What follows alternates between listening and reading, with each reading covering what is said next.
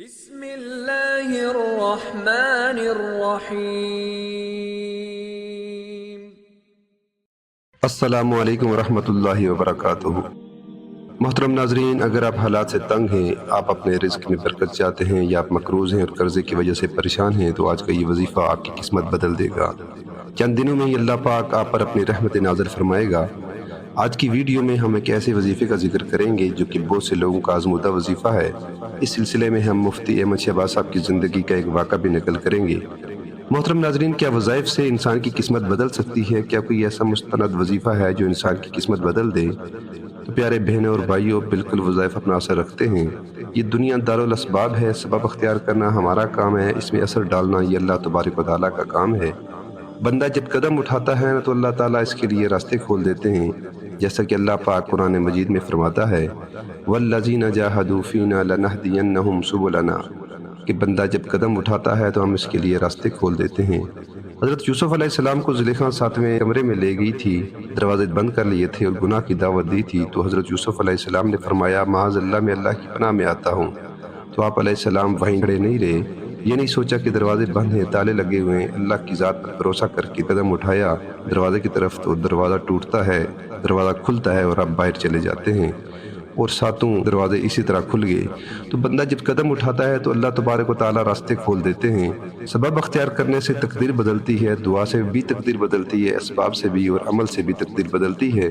جیسا کہ حدیث پاک میں ہے کہ ایک بندہ دنیا میں آیا ہے، وہ اپنا رزق بھی لکھوا کر لایا ہے اور اپنی عمر بھی لکھوا کر لایا ہے، لیکن دوسری طرف حدیث پاک میں آتا ہے کہ جو بندہ والدین کی خدمت کرے گا، اللہ تبارک و تعالیٰ اس کی عمر میں بھی برکت دیں گے اور اس کی روزی میں بھی برکت دیں گے۔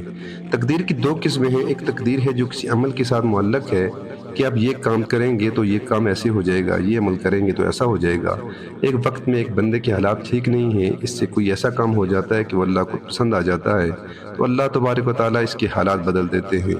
محترم ناظرین، مفتی احمد شہباز صاحب کی زندگی کا ایک واقعہ آپ کے ساتھ شیئر کرتے ہیں، اس وظیفے کے اثرات کے بارے میں بھی آگاہ کرتے ہیں۔ مفتی احمد شہباز صاحب کہتے ہیں کہ تقریباً 3 سال پہلے رمضان المبارک میں مسجد میں تراویح پڑھا رہا تھا، وہ میرے گھر سے 2 سے 3 کلومیٹر کے فاصلے پر تھی۔ میں نے تراویح پڑھائی اور تراویح پڑھانے کے بعد میرے پاس سواری نہیں تھی کہ میں اس پر بیٹھ کر اپنے گھر آ سکوں۔ حالات اس طرح کے تھے، میں روزانہ پیدل آتا جاتا تھا۔ ایک دن پیدل آ رہا تھا، دل بڑا بجھا ہوا سا تھا۔ ہمارے جو ائمہ خطباء ہیں، ان کے ساتھ مساجد والے جو کرتے ہیں، ان سے کون واقف نہیں ہے۔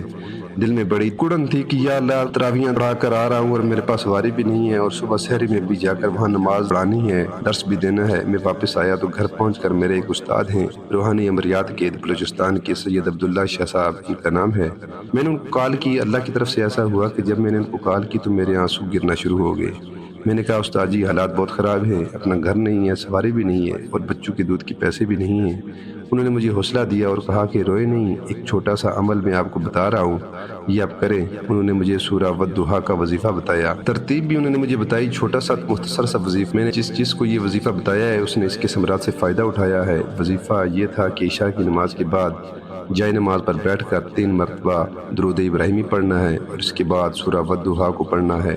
بسم اللہ الرحمن الرحیم، والضحیٰ واللیل اذا سجی ما ودعک ربک وما قلی وَلَلْآخِرَةُ خَيْرٌ لَكَ مِنَ الْأُولَىٰ وَلَسَوْفَ يُؤْتِيكَ رَبُّكَ فَتَرْضَىٰ۔ اس آیت کو یہاں پر 313 مرتبہ پڑھنا ہے، پھر آگے سورت کو پورا کرنا ہے، 1 مرتبہ سورت کو پڑھنا ہے، اور وَلَسَوْفَ يُؤْتِيكَ رَبُّكَ فَتَرْضَىٰ اس آیت کو 313 مرتبہ پڑھنا ہے اور روزانہ پڑھنا ہے۔ یہ ایک ایسا وظیفہ تھا کہ جس نے میرے حالات کو یکسر بدلا۔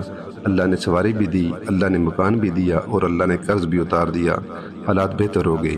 محترم ناظرین، وظائف بالکل اثر رکھتے ہیں، اور یہ جو آیت ہے، اس آیت کا تو ترجمہ یہی ہے کہ آپ کا رب آپ کو اتنا دے گا کہ آپ راضی ہو جاؤ گے، اور جب رب راضی کرے گا تو اپنی رضا سے راضی کرے گا۔ حالانکہ یہ آیت حضور نبی کریم صلی اللہ علیہ وآلہ وسلم کے متعلق ہے، لیکن ہم بھی حضور صلی اللہ علیہ وآلہ وسلم کی امتی ہیں، اور جب یہ ہماری زبان پر آتی ہے تو اس کی برکات سے اللہ پاک ہمیں بھی نوازتے ہیں۔ اللہ پاک سے دعا ہے کہ اللہ پاک ہمارا سنانا اور آپ کا سننا اپنی بارگاہ میں منظور فرمائے، اور اللہ پاک ہمیں عمل کرنے کی توفیق عطا فرمائے۔ ویڈیو پسند آئے تو لائک ضرور کیجیے اور اپنے دوستوں میں ضرور شیئر کیجیے تاکہ ثواب میں آپ بھی شامل ہو سکیں۔ جزاک اللہ خیر۔